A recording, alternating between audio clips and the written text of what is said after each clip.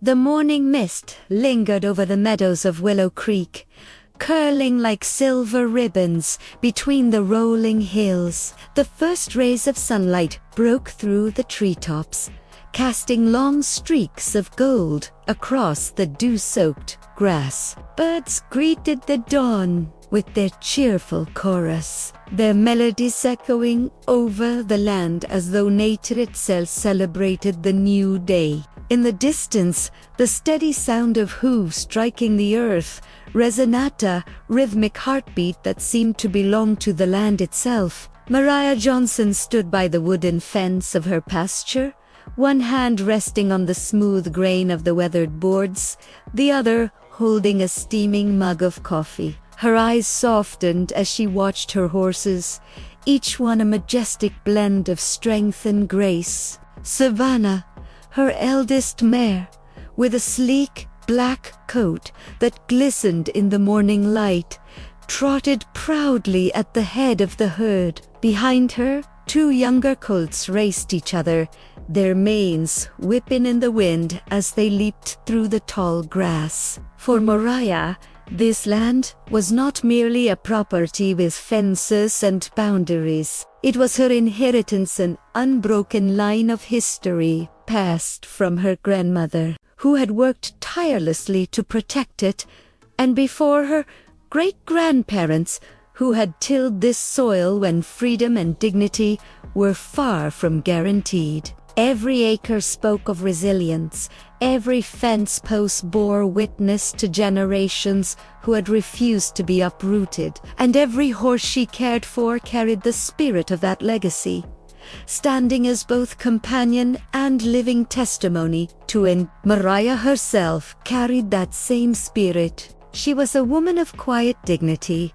her strength not measured in loud words or forceful gestures, but in the steady way she walked through life. She was tall and poised, her dark hair tied neatly back, her eyes deep with determination. To those who knew her, she was more than a horsewoman. She was a pillar of integrity, a mentor to local children, and a keeper of her community's stories. Her stables had become a refuge where young people learned not only how to ride, but also how to respect the land, honor traditions, and carry themselves with discipline. But for all the beauty and peace her land radiated, an unwelcome shadow loomed over it.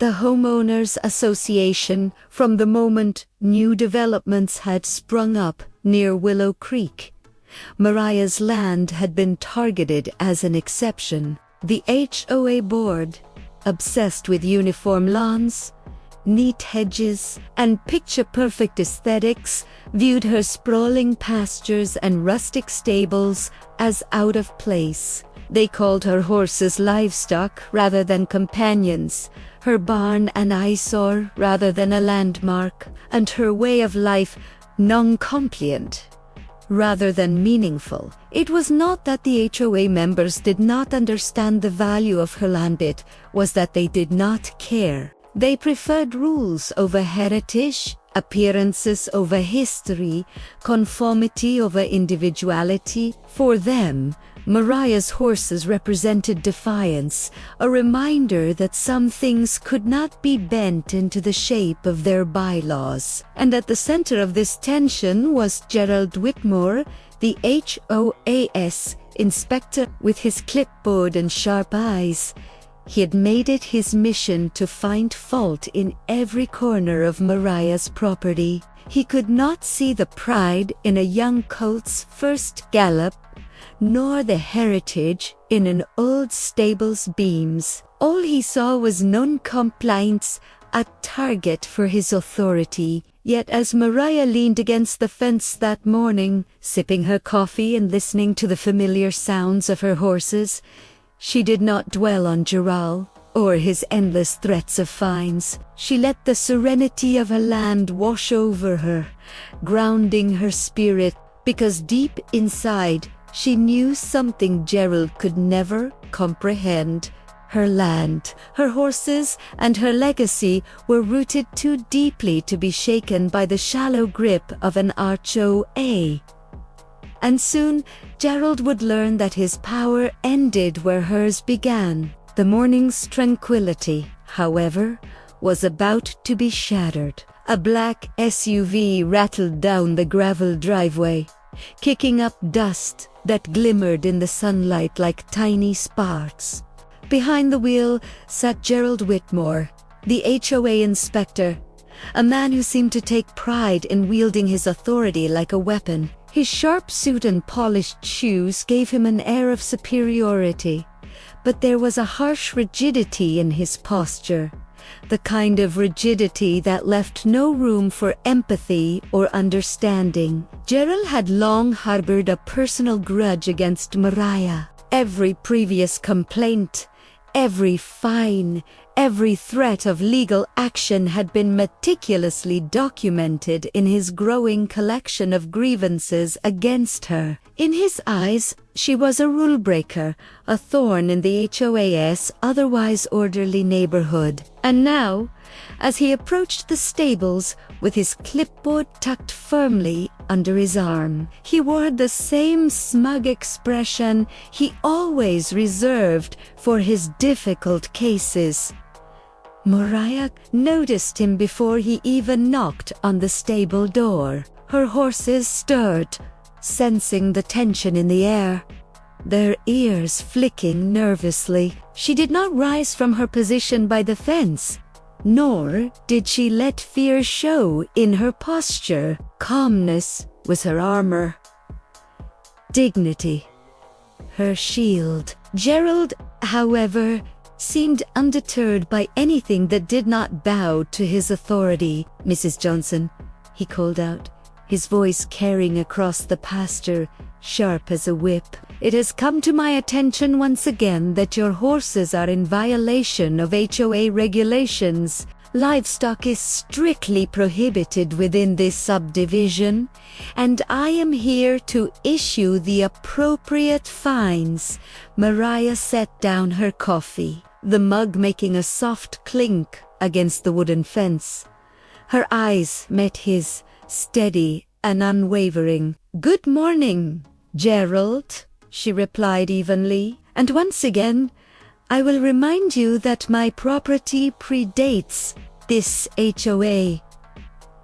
My horses belong here, just as this land belongs to my family," Gerald scoffed, flipping open his clipboard, as if it were a weapon ready to strike. "Rules are rules, Mrs. Johnson. Your land or your heritage does not exempt you from compliance. I suggest you reconsider your priorities before further fines accumulate." It was a statement designed to provoke anger, but Mariah's patience was not easily tested. She had endured months of harassment, countless attempts to intimidate her, and a seemingly endless series of letters and threats. And yet, in this moment, she found strength not in shouting or confrontation, but in quiet resilience. "I am aware of the rules, Gerald," she said, her voice calm but firm, "and I am aware of my rights. My horses are not a violation. They are part of the life I have built here, part of a legacy that no fine or threat can erase." The tension between them was palpable. Gerald's lips tightened into a thin line, and he leaned slightly closer, as though proximity alone could enforce authority. But Mariah did not flinch. Around them, the horses snorted and pawed the ground, as if sensing the unspoken battle that was about to unfold. It was in that moment, with the morning sun glinting off Gerald's clipboard and Mariah's steady gaze meet in his, that the scene seemed frozen, every detail amplified, every heartbeat louder than the last. The land, the horses, and the history they represented were not just physical entities. They were symbols of resilience and dignity, and Gerald, for all his arrogance, could not yet comprehend the power behind them. Little did he know, the confrontation he had planned as a routine display of authority would soon escalate far beyond his control. Because on this particular morning, visitors of the highest order were about to arrive, visitors who would shift the balance of power in a way Gerald had never anticipated. And for Mariah, the battle she had long prepared for was about to reach a dramatic turning point. Gerald Whitmore took a step closer to the stables, his polished shoes crunching over gravel that sparkled in the morning light. His clipboard was raised like a shield and a sword combined, his every movement radiating authority and expectation of compliance. Mariah stood her ground by the fence, her posture calm but unyielding. The morning air, once filled with birdsong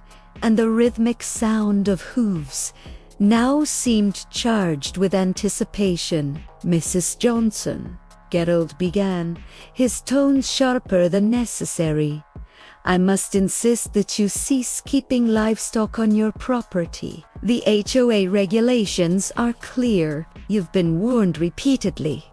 Yet here you are, flaunting the rules. I am authorized to issue fines immediately." Mariah's eyes narrowed slightly, not in fear, but in quiet resolve. She placed a hand on the fence post, her fingers gripping the wood as if drawing strength from the land itself. Her voice was steady and measured, cutting through Gerald's arrogance like a blade of truth. "Gerald," she said, "my horses have been part of this land long before your HOA even existed. They are not violations. They are companions, students, and heritage. You cannot enforce rules that disregard history and justice." Gerald's face darkened, the smirk replaced by an expression of disbelief. "History, justice. Mrs. Johnson, we are talking about rules. Rules designed to maintain order, property values, and aesthetic standards. Your personal attachment does not exempt you from compliance." A young colt near the fence whinnied softly, as if in protest, and Savannah, the majestic mare, stepped forward, her eyes calm but vigilant. Mariah brushed her hand along the mare's mane and met Gerald's gaze with unwavering determination. "Order," she repeated, her tone tinged with quiet fury. "Order is meaningless when it destroys the lives of those who came before us. You call it order, but what you mean is control. You do not see the land, the horses, or the community that thrives here. You see only a threat to your authority." Gerald's jaw tightened. He shuffled his papers, as though looking for a loophole, a citation, or a line he could use to assert dominance. "You leave me no choice," he said finally, his voice low and dangerous. "I will proceed with the fines, and if you refuse payment, legal action will follow." Mariah's hands curled around the fence, her knuckles white but her voice calm. "You may proceed," she replied evenly, "but know this: every attempt to intimidate me only strengthens my resolve. My horses, my land, and my heritage will not be taken from me, not by threats, not by fines, not by men who fail to understand respect." The tension hung in the air like a thick fog.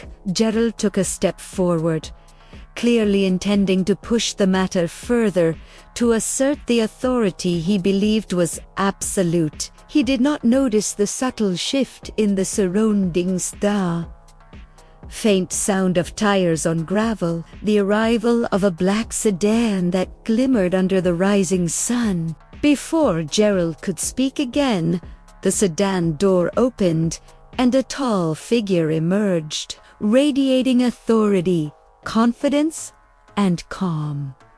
It was State Senator Charles Whitaker, dressed in a crisp suit, the kind that marked a man used to commanding attention. He stepped forward with measured ease, his gaze swept over the stables, the horses, and finally settled on Mariah. "Good morning, Mariah," the senator said, his voice warm and commanding. "Thank you for inviting me. I've been looking forward to seeing your land and your horses."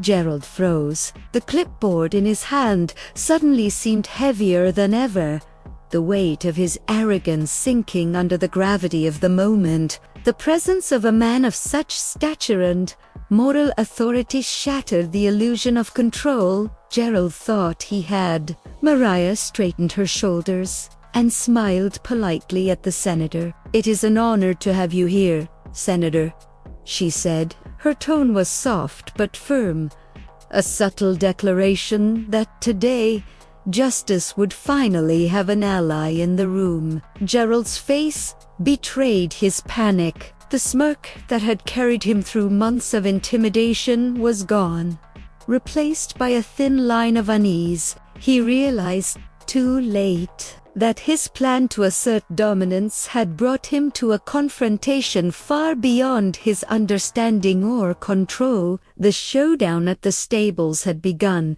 and the balance of power had irrevocably shifted. The moment Senator Charles Whitaker stepped onto the Johnson property, the atmosphere shifted. The morning air, once tense with Gerald Whitmore's arrogant authority, now seemed electrified with a new energy, one that Gerald could neither control nor ignore. The senator's presence carried weight. Years of experience in government, an aura of respect, and a keen sense of justice that could pierce through pretense like sunlight through fog. "Good morning, Mrs. Johnson," the senator said again, walking toward Mariah with a confident yet unassuming stride. His eyes, sharp but kind, scanned the pasture, noting the well-kept stables and healthy, spirited horses. "Your property is beautiful. It is clear that these animals are not only well cared for, but they are part of something much larger, a community, a legacy, a way of life." Mariah felt a wave of relief mixed with pride. She stood taller, gesturing toward the horses. As she spoke, "Thank you, Senator. This land and these horses have been part of my family for generations. They teach children responsibility, kindness, and respect for life. They are more than animals, they are a heritage." Gerald Whitmore's face went pale. He gripped his clipboard so tightly that his knuckles whitened, as if trying to anchor himself in authority he no longer possessed. He had prepared for this morning, thinking it would be routine. Deliver fines, intimidate a rebellious homeowner, and return triumphant to the HOA board. He had not anticipated the arrival of a state senator, much less one who would openly question his every assumption. "Mr. Whitmore," the senator's voice cut through the tense silence, calm but firm, "I understand. You are here on official business. I would like to hear exactly what you intend to do on this property." Gerald's mouth opened, closed, and opened again. His prepared script of citations and legal jargon seemed to vanish under the senator's piercing gaze. I am simply enforcing HOA regulations," he stammered, attempting to regain composure. "Livestock is prohibited within the subdivision." "And Mrs. Johnson, excuse me," Senator Whitaker interrupted smoothly, his tone leaving no room for debate. "Are you saying that long-standing heritage and care for animals can be dismissed simply because it does not conform to arbitrary aesthetic rules? Is that the HOAS version of justice?" Gerald faltered. Every word felt heavy, exposed under the scrutiny of someone who could influence law, media, and public perception. The senator's presence transformed what had been a personal power play into a public moral reckoning. Mariah took a breath, standing proud beside Savannah. "It is not about aesthetics or rules," she said softly, yet each word rang with quiet authority. "It is about respect. Respect for the past, respect for life, and respect for people who have invested their hearts into this land. My horses are part of our community, not a threat to it."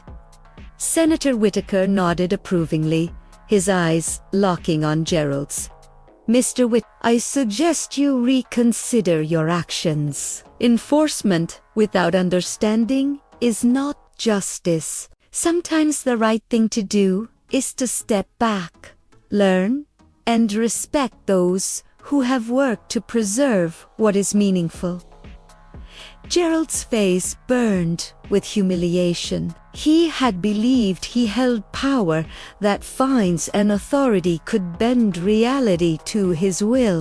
Instead, he stood frozen, exposed, and powerless, as the senator's quiet dignity overshadowed every ounce of his arrogance. Mariah felt a surge of vindication. The tension that had weighed on her chest for months lifted slightly. She realized that the confrontation she had braced for was over, not through aggression or argument, but through truth, integrity, and the unexpected intervention of someone who recognized justice when he saw it. The balance had shifted. Gerald could issue his fines all he wanted, but the moral victory, the undeniable righteousness of Mariah's stance, was now undeniable not just to him, but to anyone who had witnessed this confrontation. As the senator extended a hand to Mariah, a gesture of respect and solidarity, Gerald Whitmore realized that some battles could not be won with authority alone. Some truths were far stronger than intimidation. And on that morning, in the golden sunlight over Willow Creek, it became very clear. This land, these horses, and the woman who protected them were untouchable, not because of regulations, but because of courage, dignity, and justice. The tension that had gripped the Johnson property for hours began to dissolve, but the impact of the morning's events lingered like a ripple across still water. Gerald Whitmore, the once arrogant HOA inspector, stood frozen near the gravel driveway, his clipboard now hanging limply at his side. He had come prepared to wield power, to intimidate, demonstrate authority, and yet, in the presence of truth, integrity, and a powerful ally, his attempts had crumbled completely. Senator Whitaker's calm but firm gaze remained fixed on Gerald, a silent reminder that arrogance and disregard for justice had consequences. "Mr. Whitmore," he said, his voice steady, "I trust you understand that enforcement must be fair, respectful, and informed. Rules cannot exist in isolation from ethics or humanity. I will be following up with the HOA board to ensure that this situation is handled appropriately."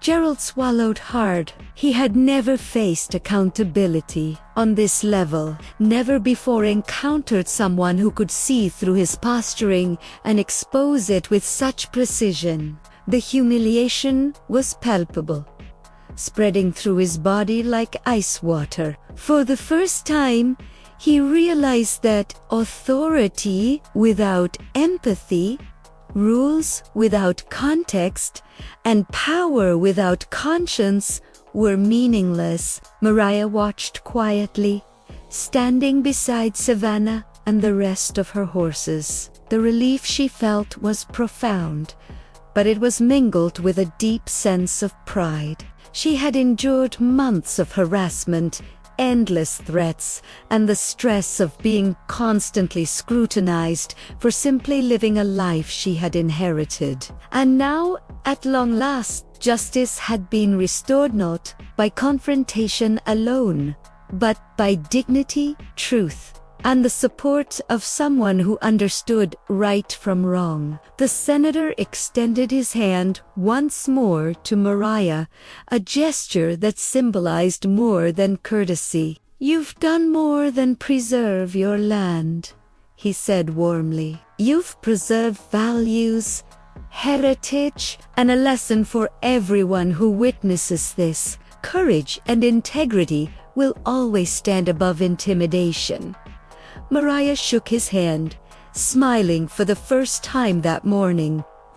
"Thank you, Senator. It is more than just land or horses. It is about standing up for what is right, no matter how small the battle may seem to others." As the senator departed, promising to follow up with official letters and guidance to the HOA, Gerald remained rooted in place, the weight of his own misjudgment pressing down on him. He would have to face the HOA board, explain why his actions had failed so spectacularly, and perhaps, for the first time, reflect on the true meaning of authority. Meanwhile, the neighborhood began to notice the shift. Neighbors who had whispered doubts about Mariah's defiance now looked on with newfound respect. The children who had visited her stables learned an unexpected lesson in courage, that standing for what is right often requires patience,